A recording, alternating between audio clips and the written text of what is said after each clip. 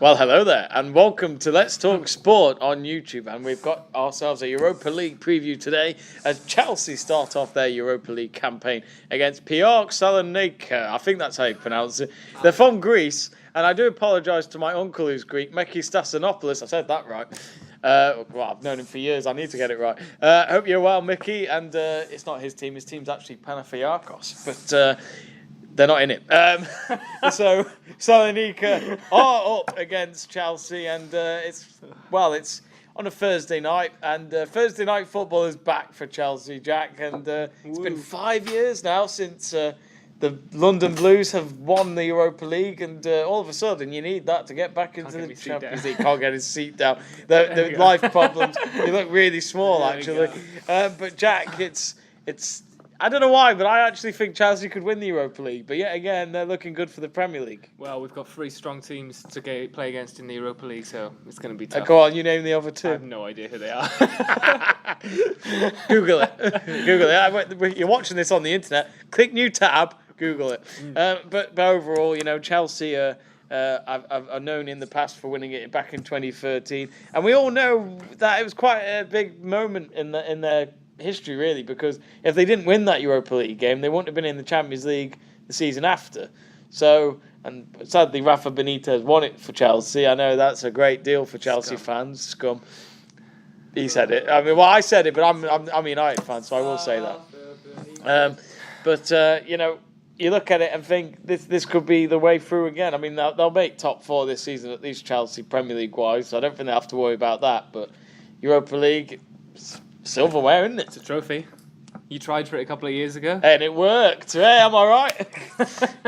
God, it's going quick. But yeah, I mean, I don't really know what to say about this, to be fair, because it's much more difficult, I think, playing in the Europa League in sense of not really the competition, but it's the sense of travelling on a Thursday night. Like you said before, most games are in Eastern Europe. They're further away than Champions League fixtures. So I think in terms of getting back ready for the Premier Leagues on the weekend after the matches, it's going to be a little bit more difficult for the players, and obviously for Arsenal as well, who are also competing in the Europa League. Can you imagine a London derby final? Yeah, I think I'd welcome that. I think that is a real possibility with who else is in this Europa League. I think Celtic. No. Rangers? I don't think Rangers are. No, I don't think so. Are they? Connor? No, Rangers are in it. All right. Celtic and Rangers are in it. Well, Celtic Gerrard's managing, so they'll be out in the group stage. So well, it's Slippy G, isn't it? So he won't be in much longer. But I think I think it'll be. I don't know what to say, Jamie. Chelsea 3-0. See you later. Where's your prediction there? I don't know what to say. But it is a difficult one in terms of travel. I remember Mourinho actually, when United went on to win it, because they started from the start of the tournament, it wasn't actually being third in the Champions League. Trying not to laugh. Slippy G. Can't help myself. But it was the fact that Mourinho kept saying throughout the season that, we got to keep going to grounds in Ukraine, Russia and all that, and that's a big travel, and then you have to play again on the Sunday. So as well as Thursday night football, you guys are going to pretty much have to get used to Sunday afternoon football. Yeah, I think that, like I said, that's the most difficult bit about the Europa League. It's although there is a few good teams left in the competition. I mean, in our group, I think I don't know. I think we should be winning them. If I'm honest, I hear Barcelona and Dortmund. That's just I'm just bullshitting. Barcelona are worried about them two teams that we've got in our group stage. One of them they're not sure about. I think the most difficult bit is coming back after the fixtures for the weekend's Premier League match, especially if you've got a tough match in the league, say playing Manchester City or Manchester United. If you're having that long travel on a Thursday night, it'll be very difficult to sort of recover from that. But on the other hand, I think Chelsea have got a big enough squad to cope with it. With the three teams in the Europa League, they might be able to play, say, a lesser team. Hazard might be on the bench or rested, who knows, to play for the Premier League fixtures, because I think that's the most important thing. At the end of the day, it's obviously a trophy that you want to win, the Europa League. It's still a big competition. So I think let's see what happens. One name I do want to mention, which when talking about it now, it does surprise me a little bit, but Eden Hazard, hat-trick on the weekend against Cardiff City. Now, he could look at this and think, I could have gone to Madrid and playing the Champions League this week on a Tuesday or a Wednesday night, but instead here I am on a Thursday night playing in Greece.